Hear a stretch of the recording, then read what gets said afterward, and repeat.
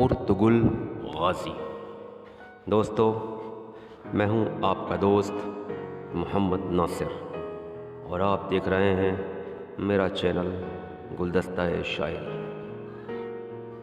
آج میں آپ کو ترکی میں ٹی وی پر پیش کیے گئے ڈرامے ارطغرل غازی کے بارے میں بتاؤں گا۔ ارطغرل غازی جمہوریہ ترکی میں سرکاری T V channel TRT1 channel پر پیش کیے گئے ڈرامے کا اردو ترجمہ ہے۔ زیر نظر ڈرامہ سلطنت عثمانیہ موجودہ ترکی کی اس عظیم شخصیت کے بارے میں ہے جو سلطنت عثمانیہ کے بانی عثمان اول کے والد تھے۔ ان کا نام ارطغرل تھا اور انہیں غازی ارطغرل کے نام سے بھی جانا جاتا تھا۔ ان کا زمانہ 1230 سے 1281 تک کا تھا اور وہ ایک خانہ بدوش قبیلے قائی کے سردار تھے۔ ان کے والد سلیمان شاہ تھے۔ T V serial Ertugrul Ghazi اپنی کہانی، اپنی تیاری اور اداکاری کے اعتبار سے ایک شاہکار ہے۔ ڈرامہ ارطغرل ترکی کے خانہ بدوش قبیلے قائی کی کہانی ہے، جس کے مطابق قائی قبیلہ ایک جنگجو قبیلہ ہے جو ایک طرف بے رحم موسموں کے نشانے پر ہے اور دوسری جانب منگولوں اور صلیبیوں کے نشانے پر۔ ہمت اور جرت کی یہ عجیب داستان ہے کہ چرواہوں کا یہ خانہ بدوش قبیلہ جو جاڑے کے بے رحم موسم میں قحط سے بچنے کے لیے حلب کے امیر سے ایک زرخیز چراگاہ میں قیام پذیر ہونے کی اجازت مانگ رہا ہوتا ہے، آگے چل کر ایک ایسی عظیم سلطنت کی بنیاد رکھ دیتا ہے جو 800 سال تک قائم رہتی ہے۔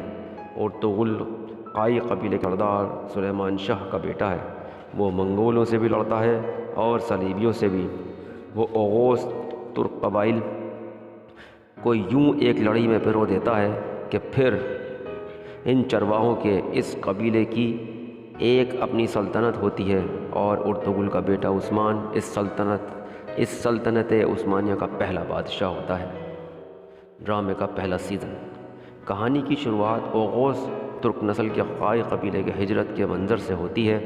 جب قبیلہ منگولوں کے حملوں سے بچنے کے لیے ہجرت میں پڑاؤ ڈالے ہوئے تھا، 400 خیموں سے آباد یہ بستی اپنی نئی منزل کی تلاش میں تھی۔ یہ 13ویں صدی کا زمانہ تھا۔ قحط کے مشکل وقت سے گزرنے کے بعد وہ ایک بہتر جگہ کی طرف ہجرت کرنے کا عزم کرتے ہیں جہاں وہ نئی زندگی کا آغاز کر سکیں۔ سلیمان شاہ قائی قبیلے کا سردار ہے۔ سلیمان شاہ کے 4 بیٹے ہیں۔ ارطغرل ان میں سے ایک ہے۔ ایک بیٹے کو منگولوں نے پکڑ لیا ہے اور وہ لاپتہ ہے، اسے مردہ سمجھ لیا جاتا ہے، جس پر سلیمان شاہ کی بیوی کو یقین نہیں ہے۔ اس کے 2 بیٹے اس کے وفادار ہیں اور قبائلی امور میں حصہ لیتے ہیں۔ قبائلی امور میں بھرپور شرکت کے لیے سب سے چھوٹے بیٹے کی ابھی عمر نہیں ہے۔ سلیمان شاہ کا ایک بیٹا ارطغرل اکثر 3 قریبی دوستوں کے ساتھ شکار پر جاتا ہے۔ شکار کے دوران ان کا سامنا ٹیمپلرز سے ہوتا ہے جو 3 قیدیوں کو لے کر جا رہے ہوتے ہیں۔ ارطغرل اور اس کے 3 دوست ٹیمپلرز کو مار دیتے ہیں اور تینوں قیدی ایک نوجوان لڑکی جس کا نام حلیمہ سلطان ہے، اس کے باپ اور اس کے بھائی کی جانیں بچا لیتے ہیں جن کو پھانسی دی جانی تھی۔ ارطغرل اور اس کے دوست ان بازیاب شدہ قیدیوں کی اصل شناخت جانے بغیر کہ ان کا تعلق سلجوقی سلطنت کے عظیم گھرانے سے ہے، اپنے قبیلے میں لے آتے ہیں۔ ایک بار پھر پکڑے جانے کے خوف نے حلیمہ اور اس کے اہل خانہ کو ان کی اصلی شناخت ظاہر نہ کرنے پر مجبور کیا ہوا ہے۔ قبیلے میں حلیمہ اور اس کے اہل خانہ کی آمد سے نئی مشکلات آ جاتی ہیں۔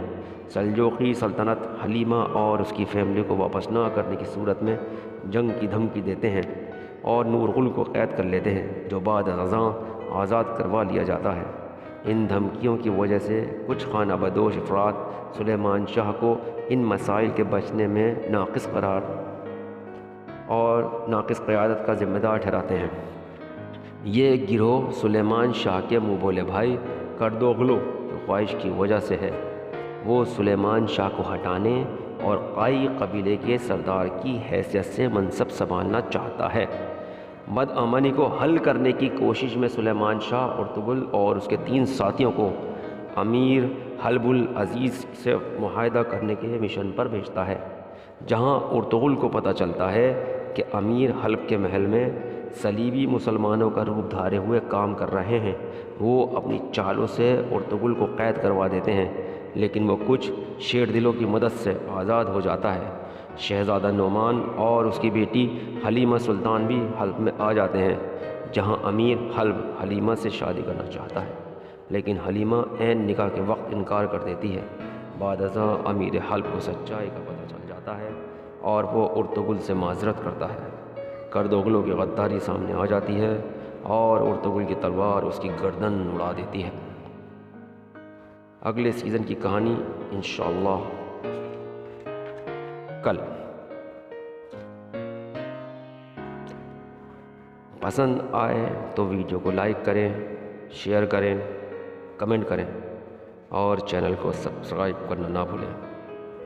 ایک بار پھر آپ سب کا بہت بہت شکریہ۔